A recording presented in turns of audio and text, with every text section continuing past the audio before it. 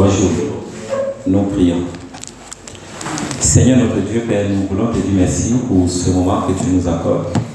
Éternel, tu es avec nous durant la semaine et en cette matinée encore, tu permets que nous tenons sur nos deux pieds. Et nous sommes là en ces lieux, Père, à ce rendez-vous, nous sommes venus te rencontrer.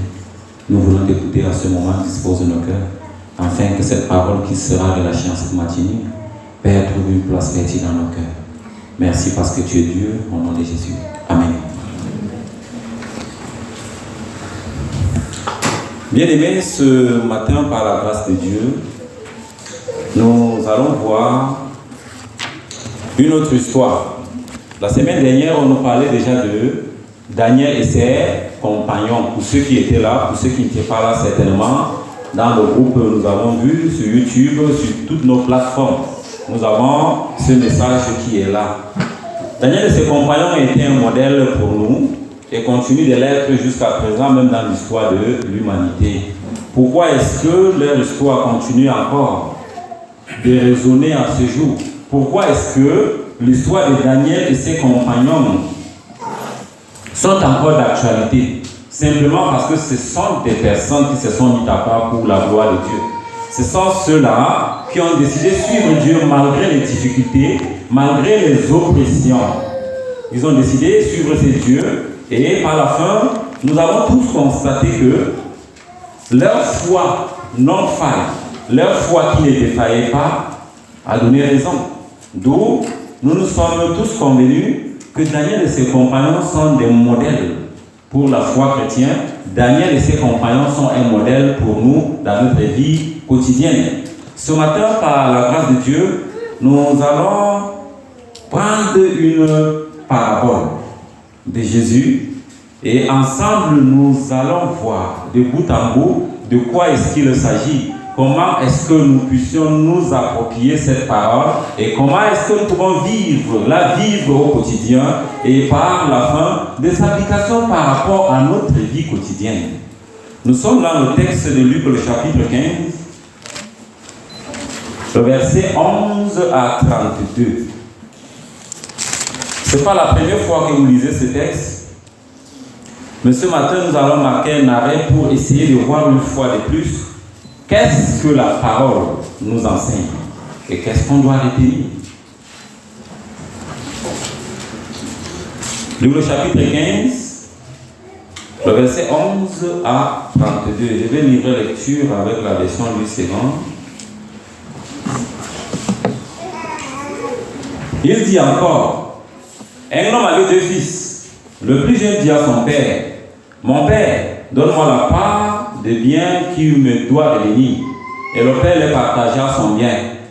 Peu de jours après, le plus jeune fils, ayant tout ramassé, partit pour un pays éloigné, où il dissipa son bien en vivant dans la débauche.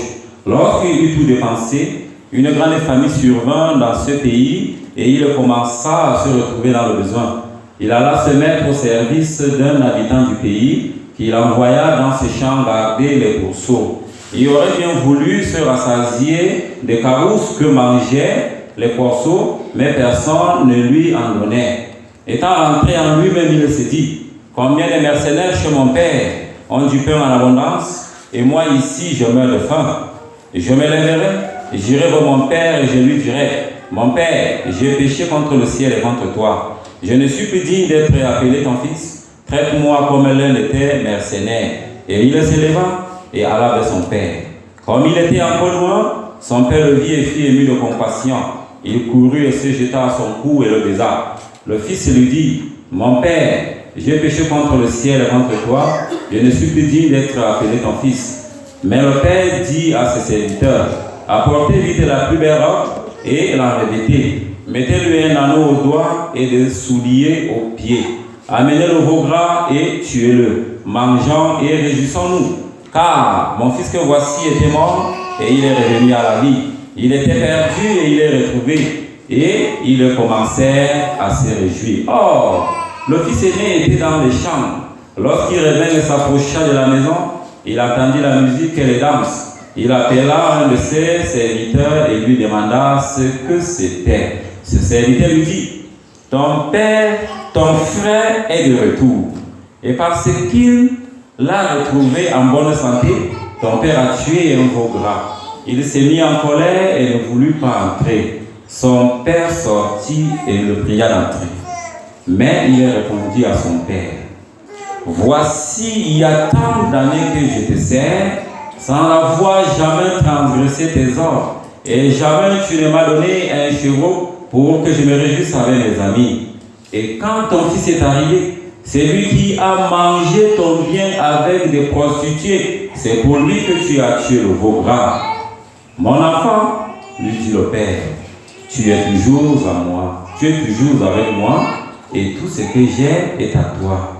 Mais il fallait bien s'éveiller et se réjouir, parce que ton frère que voici était mort, et il est revenu à la vie, parce qu'il était perdu et qu'il est retrouvé. Amen.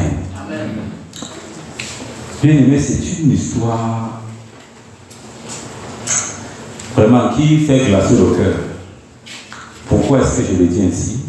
Quand nous lisons ces paraboles de Jésus, premièrement, nous avons, ce qui saute à l'œil, nous avons trois réalités qui se retrouvent à l'intérieur. Premièrement, ce fils qui demande le partage de l'héritage. Et nous le savons très bien, que ce soit chez les Juifs ou bien chez nous-mêmes ici, quand un père est encore vivant, on ne réclame pas l'héritage. Mais qu'est-ce que le fils a fait? Il a réclamé l'héritage avant la mort de son père.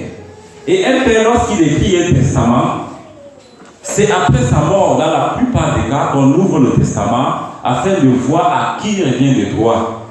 Mais cette parabole attire davantage notre attention. Pourquoi est-ce que le fils a agi de la sorte? Deuxièmement, il a pris son héritage. Il est allé gaspiller. La Bible dit avec des prostituées. Entre parenthèses, la belle fille. Mais quand tout est fini, il a fait comment? Marche arrière. Troisième point.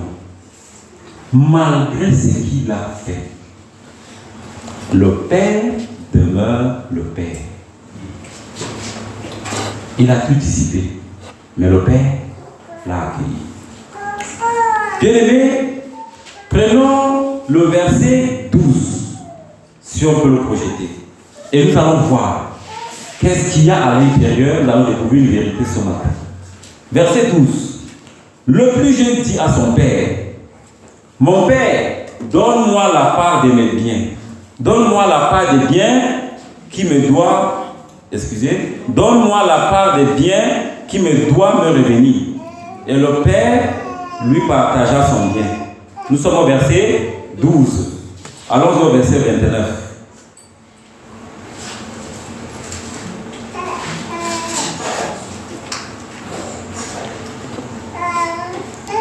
Mais il répondit à son père, voici, il y a tant d'années que je te sers, sans avoir jamais transgressé tes ordres, et jamais tu ne m'as donné un chevreau pour que je me réjouisse avec mes amis. Y a-t-il une vérité ou bien un mensonge à ce niveau? Quand on écoute les deux versets, il y a une vérité ou bien il y a un mensonge? 12 dit, le père a pris les biens, il a partagé. Quand on parle de partage, c'est tout dit, chacun a reçu. Verset 29. Il dit que son père ne l'a jamais donné quelque chose. Il y a une vérité ici. Un mensonge. Voici un mensonge qui saute à l'œil. Le père a partagé, chacun avec sa part. Le plus intelligent fait comment? Il a porté sa part, il est parti. Appelons-le comme ça, le plus intelligent. Il a porté ses biens, il s'est en allé avec. Pour ne pas dire, le mou est resté dans la famille. C'est une expression. Suivons maintenant ce qui va arriver. Le jeune est parti, il a gaspillé. L'aîné est resté à la maison. Quand l'aîné dit, Père, tu ne m'as jamais donné quelque chose, est-ce que c'est vrai? Père, tu ne m'as jamais rien donné. Mais autour, qu'est-ce que la Bible dit? Il a. Et il vivait où? Qu'est-ce qui l'a empêché de prendre ce qui lui revenait? L'obéissance. L'obéissance l'a empêché de prendre les chevaux. Qu'il n'aime pas le caramani, non, ce n'est pas ça. Nous avons deux attitudes ici. Tu peux être à la source sans te servir de la source. C'est une vérité. Connecté à la source, mais sans profiter de la source. Revenons entre nous en tant qu'humains. Laissons le côté spirituel là. Si c'était vous ici, que cette scène s'est passée dans votre famille, comment est-ce que vous avez réagi? Donc, bien aimé, ici là, il y a un problème, hein? Il y a vraiment un problème. Humainement parlant, cela est impossible. Et le calcul qu'on nous a appris à qui même si on emprunte une dizaine, cela ne se peut pas. Je ne peux pas moi rester chez le père travailler. Toi tu ramasses ta part, tu pars, tu gaspilles. Et que tu reviens pour qu'on partage ce que moi j'ai. Ça ne peut pas marcher. Humainement parlant, ça ne peut pas se faire. Alors bien aimé, à ce niveau, Jésus enseignait à ses disciples la foule qui était autour de lui. Premièrement, rappelons-nous, le fils, le Benjamin, est celui qui est appelé le gentil, et le fils aîné, celui qui est appelé juif. Pourquoi est-ce qu'on donne ces deux différences? Les gentils, selon la Bible, c'est ceux qui reçoivent la parole et qui ont l'esprit de pardon. Mais les juifs, ce sont ceux-là qui pensent qu'ils ont toujours raison. La raison les revient toujours. Voici la différence qu'il y a entre les deux. Le père, en tant que père, avec ses cœurs de père, il est bien vrai qu'il y a des pères qui ont rayé les enfants, non? Je ne veux plus te voir chez moi, tu n'es plus mon fils. Du côté des mamans, ils disaient souvent que le lait que tu as bu là, remets-moi mon lait. Je ne sais pas si ça s'est dit, hein? Que remets-moi le lait que tu as tété là, est-ce que c'est faisable? C'est pas faisable. C'est pour dire qu'on a vomi la personne. Mais ici, qu'est-ce que le père fait? Avec ce regard de compassion, il ouvre ses bras. Il accueille le fils. Le fils d'abord, bien qu'il a pris son héritage, arrivé dans ce moment difficile, il a eu une pensée. C'est-à-dire, retourner vers le Père. Pourquoi retourner vers le Père? Ici, nous pouvons retenir deux choses. Il est revenu vers le Père.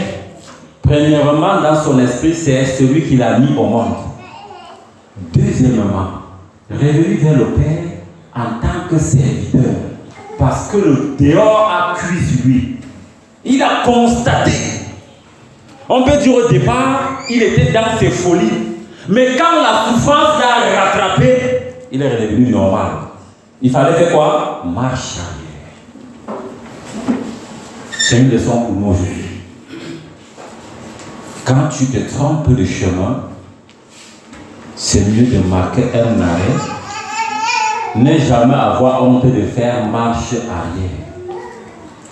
Et ce qui manque tout souvent dans notre vie, quand nous nous déroutons du chemin, on préfère foncer. On préfère comment? Foncer. Parce que je ne peux pas revenir sur la première décision. Et c'est souvent l'erreur que nous avons. Jésus était en route vers Jérusalem. Et son discours a attiré beaucoup de personnes. Et je pense que pendant cette époque, pendant ce siècle, beaucoup se sont questionnés. Comment est-ce que ce monsieur peut dire de telles choses? Mais lui qui connaissait les cœurs et les intentions, regardait en eux de telles attitudes. Il était donc en train de les faire comprendre que tous ceux qui sont autour de lui sont semblables à ce qu'il est en train de dire. Il appelait tout cela à revenir vers lui malgré leur état d'incrédulité. Revenir toujours vers le Père. Dans cette parabole qui est représentée par le Père devient ici Dieu. qui est représenté par le fils prodige, un pécheur qui se repent. Qui est représenté par le fils aîné, celui qui croit juste, c'est-à-dire le pharisien. Lui, il a juste cru, mais il n'est pas entré en possession. D'où nous parlons ici d'entrer dans son héritage. Il avait cet héritage, mais il ne savait pas que cet héritage l'appartenait.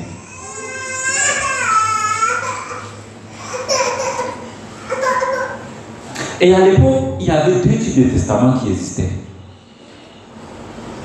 Le premier testament prenait effet à la mort du père. Le second, au moment même de la rédaction. Le père peut décider à l'heure où il est en train d'écrire, il lègue les biens à ses enfants et cela prend effet à l'instant où on écrit un testament. Et nous avons dit le premier, c'est à la mort du père que cela prend effet. En quoi le plus jeune fils pêche contre son père? Il demande sa part alors que son père est encore vivant. Vous avez déjà vu de tels exemples? Quelqu'un qui s'élève et demande son héritage. Le père est encore vivant, il demande l'héritage. C'est un coup d'état vivant de ça. Ça, c'est un coup d'état. C'est un par-là. Ah oui. Ça, c'est un coup d'état. Il s'en va avec ses biens, comme si le père était mort. Vous voyez un peu? Il prend les biens, il sort carrément. Ici, on peut supposer qu'en sortant avec ses biens, le père n'était plus en vie. Par contre, le père était vivant. Il s'en va loin chez les païens. Et en allant, il renie également sa famille. Parce qu'en portant ses biens, il n'y a personne sur qui il compte encore. Il compte que sur lui-même. Et en fin de compte, la réalité va le rattraper.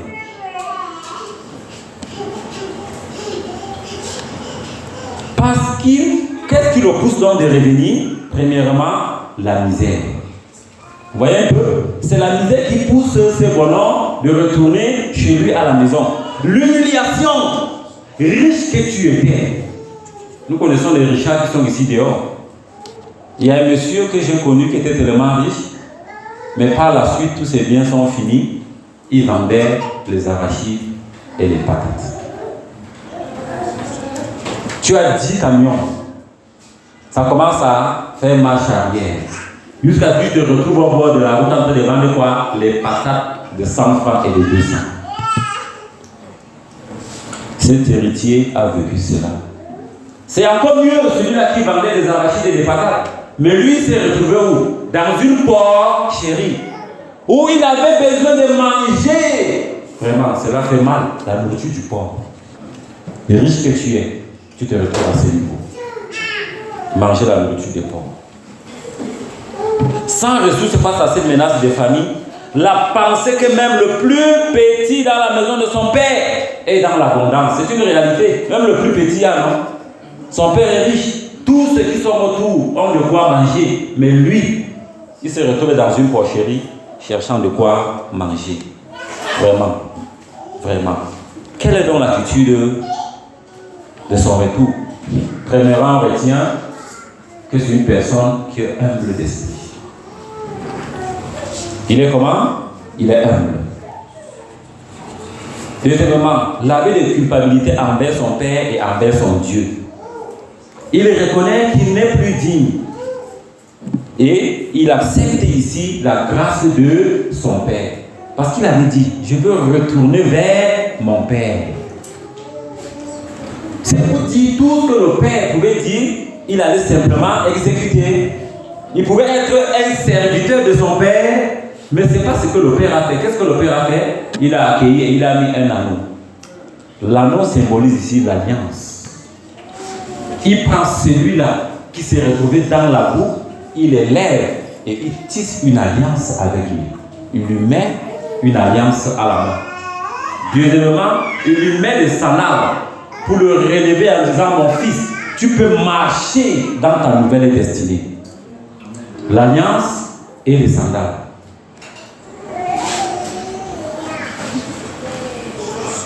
Quelle est l'attitude du père quand le fils lui demande son héritage? il le laisse être en face de ses responsabilités. Est-ce que le père a refusé? Le père n'a pas refusé un seul instant. Quand le fils a demandé, il a dit très bien, venez et chacun reçoit sa portion. Il a laissé le fils devant la réalité de la vie. Laissé devant ses responsabilités. Il le laisse partir. Est-ce que ça va faire donner la joie au cœur de voir votre fils prendre tous ses biens et s'en aller? Je crois qu'on va crier, mon fils, pardon, change de décision. Mon fils, pardon, ne fait pas ça. Mon fils, le dehors est mauvais. Mais qu'est-ce que le père fait? Il prend ses biens, le père l'admire simplement. Il voit le fils partir jusqu'à ce qu'il disparaisse devant lui. Ça également, il y a une leçon derrière. Quelle est donc l'attitude du retour? Le père est prêt à l'accueillir. Le père a de la compassion. Le père a de l'affection. La grâce, le pardon, et il réintègre son fils. Pas d'une manière la plus simple, mais au plus haut rang de l'échelle. D'où l'aîné pouvait se fâcher. Comment est-ce que celui qui va dissiper, et quand il revient, on prend le veau gras. La Bible dit le veau gras, c'est-à-dire le plus gros. Peut-être que l'aîné visait ce gros, mais le père prend, il donne au petit. Il y a de quoi se fâcher.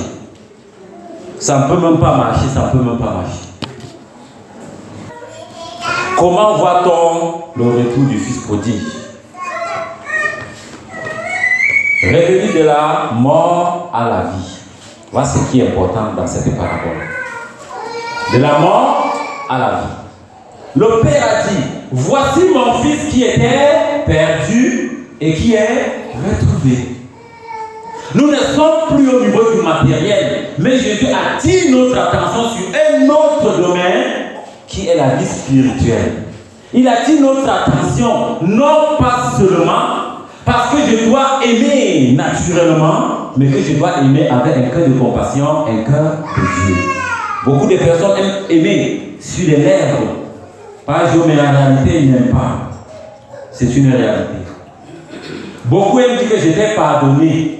On a une différence avec une personne, oui, j'étais pardonné. Mais quand je te vois, mon cœur chauffe. Est-ce que c'est un pardon sincère? Ce n'est pas un pardon sincère. Et je pense que le fils aîné, c'est ce qui était dans son cœur par rapport à son jeune frère. À son jeune frère, qui a travaillé durant des années. Lui, en une seule minute, vient prendre ce qu'il avait. Et certainement, il va dire, le peu d'héritage qui est resté là, on va encore. C'est ça, non? On va encore diviser ça. Et on va remettre à l'autre. Moi, à sa place, j'aurais quitté la maison, honnêtement. J'aurais quitté la maison, mais le père avait son enfant, mais half that.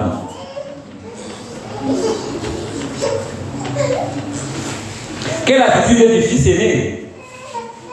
Lui, il se déclare avec juste. Première des choses. Parce que nous avons dit que nous sommes en présence de deux personnes, le gentil et le juif. Le juif, maintenant, lui se déclare d'abord juste. Et naturellement, il a raison, il est juste. Parce qu'il est resté auprès du Père, il a servi le Père, il n'a pas désobéi au Père, et le Père n'a rien fait pour lui. Étant héritier, ne sachant pas les droits qui lui revenaient, voici pourquoi il était misérable auprès de cette source. Il méprise son frère. C'est un jugement qui porte contre son frère. La colère, aucune joie.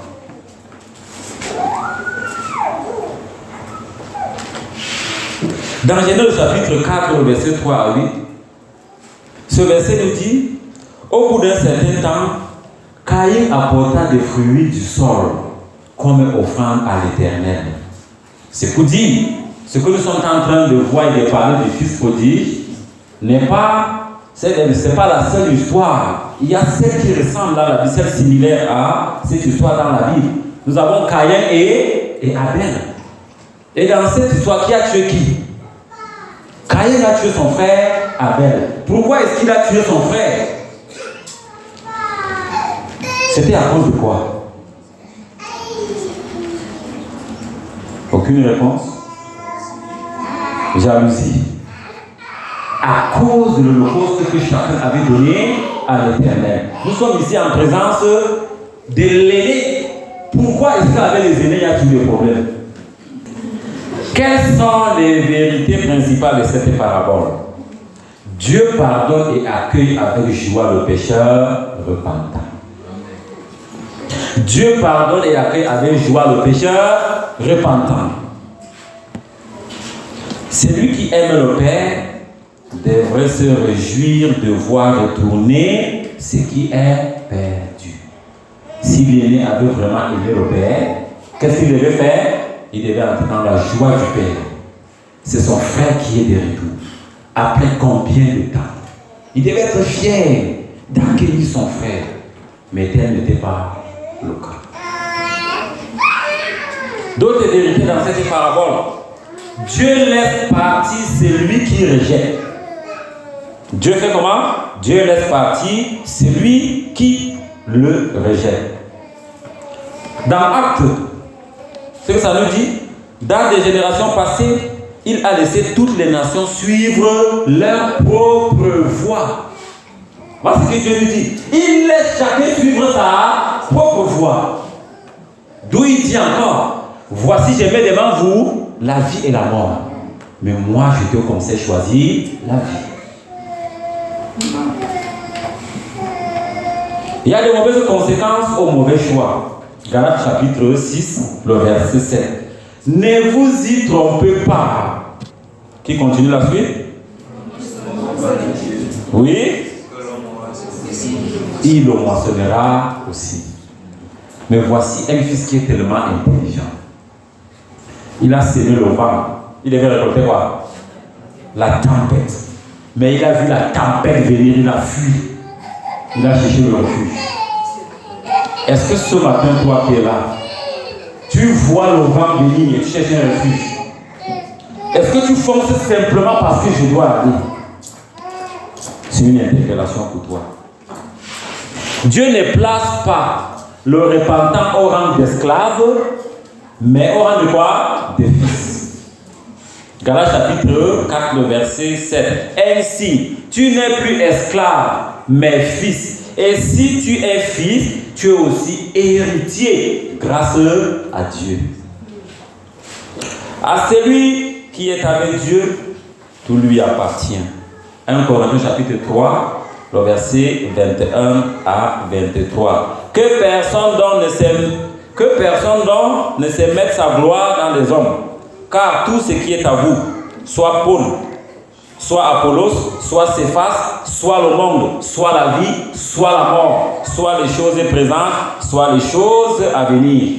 Tout est à vous et vous êtes à Christ et Christ est à Dieu.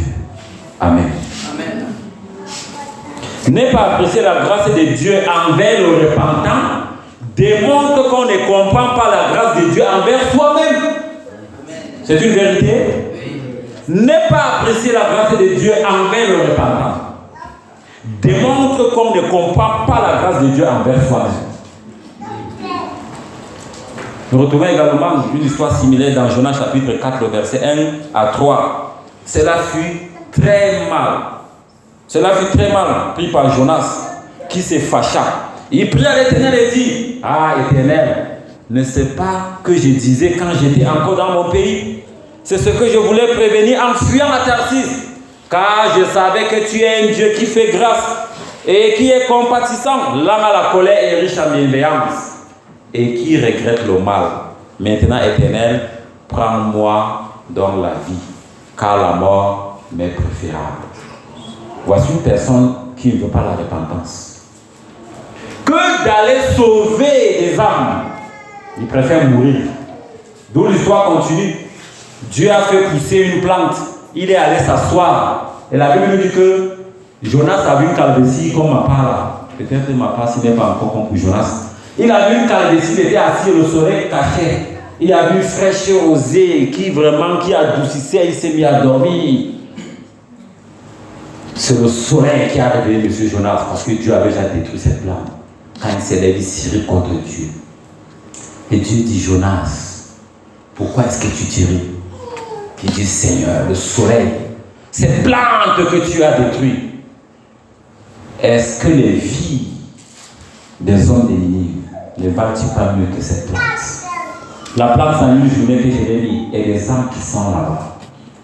Dieu appelait Jonas ici à une attitude de repentance. Mais Jonas a refusé. Nous savons tous ce que Jonas a fait. Jusqu'à se retrouver dans le ventre du poisson. Ça, c'était sa première leçon. Par cette leçon, Jonas devait revenir vers Dieu. Mais quand il sort même du ventre du poisson, est-ce qu'il s'aligne? Il ne s'aligne pas. Il continue à créer ce qu'il doit créer. Mais bien aimés, rappelons-nous, quelles qu'en soient nos folies, Dieu va nous rattraper. Si tu penses que tu es sage plus que Dieu, il va finir par te rattraper. La vie en Christ est une vie d'obéissance, une vie de méditation et une vie de prière. Si ces trois éléments ne se mettent pas ensemble, il y a un manque dans ta vie. Je dois prier. Pourquoi prier, c'est parler avec Dieu. Prier, c'est également écouter Dieu. Je dois méditer la parole. Pourquoi? Parce qu'au travers de la parole, Dieu me parle. Au travers de la parole, il m'illumine et je découvre les réalités de la parole de Dieu.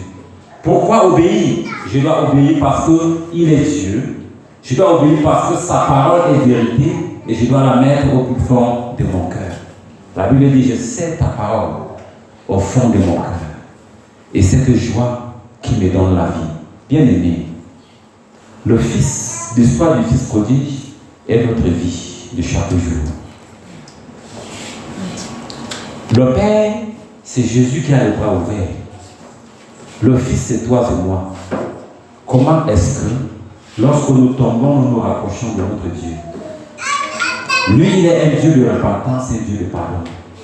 Il ne tient pas compte de nos moments de faiblesse, de folie, mais malgré les actes que nous posons, il attend que nous venions vers lui. Dieu aime celui qui fait le premier pas. Nous avons vu ce jeune homme, malgré tout ce qu'il a fait, dans ces moments de folie, il a marqué un arrêt et il a dit, je veux retourner vers le Père. Tu es là ce matin, tu as traversé une semaine peut-être difficile. Tu traverses des moments difficiles, tu dis que tout est fini pour moi. Je ne sais pas comment je vais faire. La bonne nouvelle est que les bras du Seigneur Jésus sont ouverts et ils t'attendent. Il suffit que tu dises à Dieu, me voici. Et lui s'est fait voir à toi. Il suffit que tu dises, je ne peux pas. Et lui, il prend le relais. Ne jamais dire qu'à ce niveau, je suis mort. Comme beaucoup aiment le dire, tu n'es jamais mort. Il est là, il attend. Il veut que tu fasses le pas de la foi. C'est ce pas de la foi qui va te relever. C'est ce pas de foi qui va te positionner. Tu dois entrer dans ton héritage, mais de la plus belle façon. Comment est-ce que je dois prendre mon héritage? C'est en pensant en moi, en ayant en moi cette foi que celui en qui j'ai cru est vivant. Celui en qui j'ai cru est capable de changer le cours des événements. Celui en qui j'ai cru, c'est par lui que j'aurai la vie éternelle. Alors, bien aimé, ne reste pas capitulé sur ton sort. C'est encore possible. Saisis l'occasion quand tu es encore vivant. Saisis l'occasion quand tu es encore vivant. C'est de ton vivant que tu vas travailler pour Dieu. C'est quand tu es encore vivant que tu vas œuvrer pour lui. Ne renvoie jamais à demain. La Bible dit, demain n'est pas pour toi. C'est quand tu es encore là que tu peux faire de grandes choses. Puisque le Seigneur continue de nous faire comprendre cette parabole dans notre vie. Puisque le Seigneur continue de nous montrer le chemin. Puisque le Seigneur ouvre nos yeux de comprendre ce que c'est la repentance, de ce que c'est faire marche arrière et rechercher le bon chemin. Le Fils a cherché le bon chemin. Le Père a tissé alliance avec lui en lui mettant cet anneau au doigt. C'est une nouvelle alliance qui a débuté avec lui. Le Père a mis les sandales au pied. C'est une nouvelle marche en attitude de vainqueur qui a commencé dans sa vie. Quel est donc le plan de Dieu dans ta vie en cette matière?